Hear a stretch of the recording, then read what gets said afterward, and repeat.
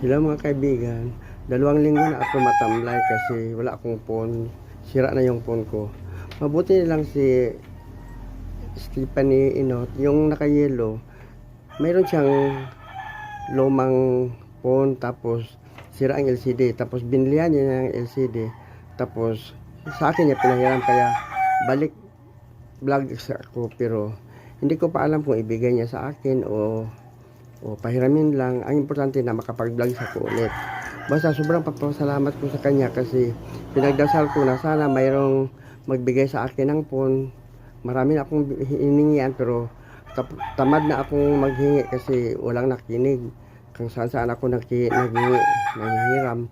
Siya lang ang nakapanghiram sa akin, nagpahiram sa akin. Kaya sobrang pagpapasalamat ako kasi ginamit siya ng Panginoon para nga ako masigla uli. Stephanie, salamat sa iyong